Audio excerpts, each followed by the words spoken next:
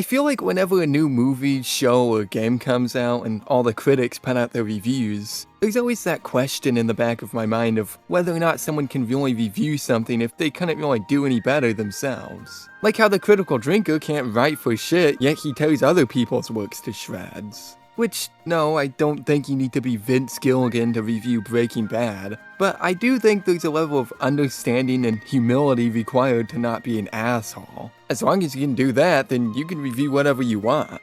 But what if a critic did make a show? Well, that's what I'm here to look at today. Catching Up, a show created and produced by YouTube critic Ellis Mark. And let me just say, this isn't gonna be some time for the reviewer to become the reviewed shit or anything. I actually like and respect Ellis Mark. Honestly, I don't even think he's that much of a critic. More of a discussion channel, just talking about whatever comes to mind. I wouldn't go to him to see if the newest movie is any good, you know? Which is also how I see my channel. I don't put out ultimate critiques of media, I just like adding to the discussion. Honestly, he's inspired a lot about the way I write my videos with how constructive and respectful his criticism is. He never just shits on something in a big stupid rant and calls it a day. He gives a well thought out, honest take on it and says how they could have made it better. And now, if you've heard how some people talk about this guy online, you might be waiting for a punchline, but I'm dead serious. He has to be one of the fairest people on this platform with his criticism, and I genuinely don't see where all the hate is coming from. And so today, I want to give that same fairness to my review of his show.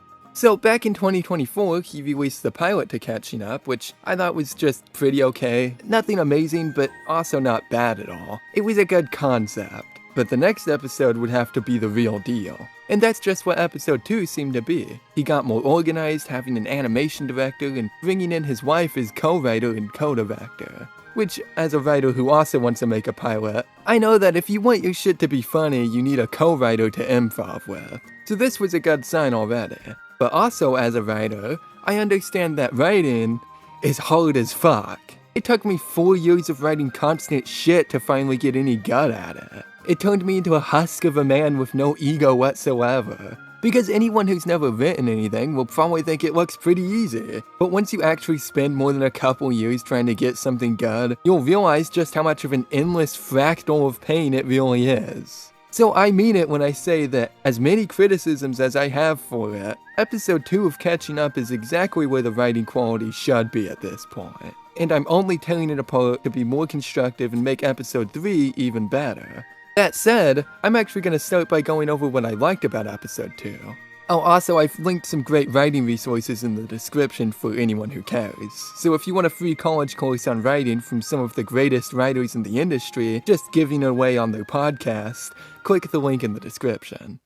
So this show stars the two best friends, Rob and Clay, as they make their way through life. The pilot then followed these two as they went clubbing, and Rob learns to stop being a pushover or something. All you need to know if you haven't seen it is, it was a good pilot with some rough edges. Like awkward timing and just way too much fat in general. It needed to lose like 5 minutes. Flash forward a year and they've released a second episode that promises to fix these issues. This new episode follows the slightly redesigned Rob and Clay as they try and escape Rob's older brother, Roy, after Rob stole some Mary Jane from Roy's bedroom to keep him from smoking it and going down a bad path. This then leads to a whole fun adventure as they evade him in the park. And it ends with a whole emotional thing of Rob finding out, spoilers by the way, Rob finding out that his brother lied to him about his mom going to space to protect him from the fact that she left them. And that is just a great idea for an episode.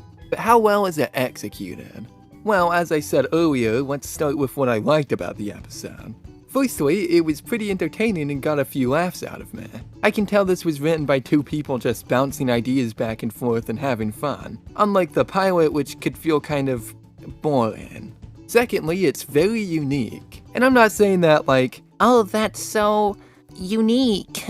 It genuinely feels like nothing else I've seen. A combination of two people's sense of humor. It feels like a very honest representation of the two people that made it, and not just a copy of what everyone else was doing. It's a truly unique world. Thirdly, I thought the acting was a big improvement over the pilot. Although I think it also has a bit to do with better directing, but yeah, it's better. I think the cast did a fantastic job of playing the characters. And that's coming from me, the pickiest asshole in the world when it comes to acting. If a performance is less than great, It seriously dampens whatever good writing or visuals a show has going for it. And luckily in this case, it was very good.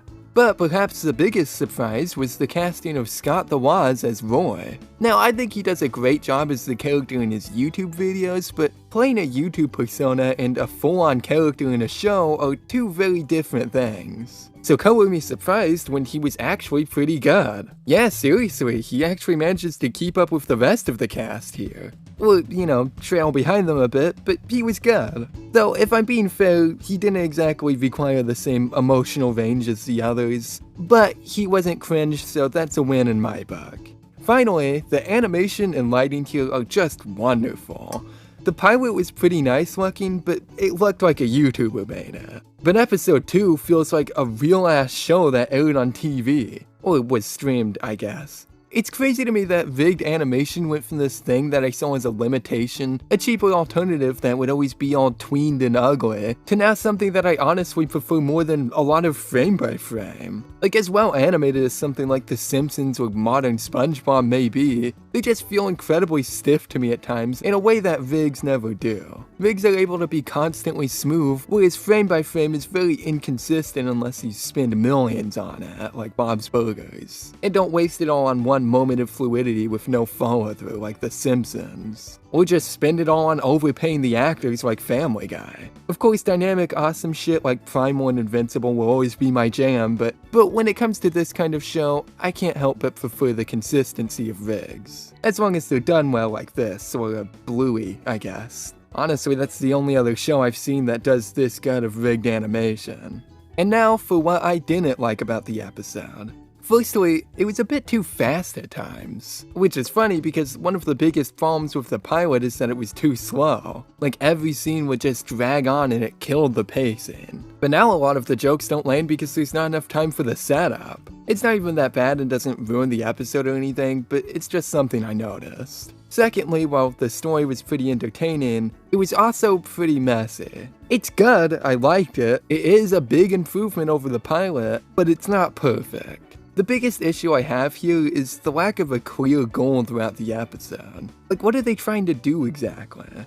Well, they're trying to get Weed to they're trying to escape Roy because they're trying to get to see what I mean? Why are they doing any of this? Without a clear goal, everything just feels a bit pointless. Just look at any episode of classic SpongeBob, for example. In Dying for Pie, Squidward wants to give SpongeBob the best day ever after he accidentally gave him a pie with a bomb in it. It can even be the simplest shit like in Mermaid Man and Barnacle Boy 3 where SpongeBob just wants to help make Man Ray good. It's so simple yet it gives a clear motivation for the entire episode. Yet you see in Catching Up that they don't even have a goal. This leads to a lot of the emotional beats just coming out of nowhere and not landing as hard as they could because it's just a bunch of characters jumping between random situations with nothing to tie them together. They don't really want anything and it makes it feel like nothing's really progressing. Or you know what? They do want something. We just don't hear about it until the middle of the episode, with Rob and Clay hiding out in an abandoned playground and Rob going over how he wants to keep the weed from Roy so that if his mom comes back she doesn't see that her son is a junkie and leave.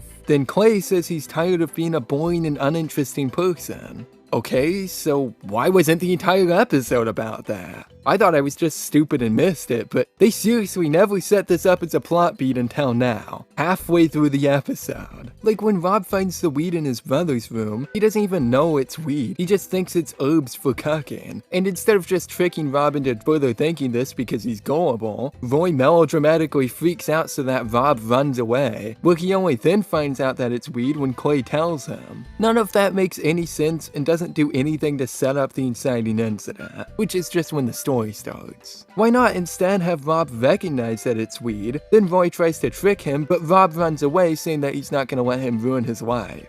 Then he brings it to Clay, who suggests that they smoke it. Rob refuses and tries to throw it away when the baby comes to take it and he decides they need a more permanent way to get rid of it. Maybe there's like a giant bottomless pit in the park or something? I don't know. I wish I had more time to come up with something, but a clear specific goal that the characters want to achieve would add way more substance to the episode. Oh yeah, and for Clay, maybe you could just have him agree to destroy the weed, but secretly want to take it to the girl Angie instead so he can seem interesting and cool. Something he wants way more after the truck accident almost killed him. Then the poke scene shows him why Rob wants to destroy the weed, and then he genuinely agrees to help destroy it. But then they run into Angie, and he can't help but go back on that against Rob's wishes in a desperate attempt to seem cool. Then I think the whole ending could play out more or less the same. Again, I don't have a ton of time to write this. I have 3 more minutes left, but hopefully that gets my point across. In conclusion, this episode has a lot of great and entertaining moments that fail to hit as hard as they could have due to none of the characters really wanting anything till halfway through. But anyways, sorry for the rushed outro. Check out my last video if you liked this one, and thanks for watching.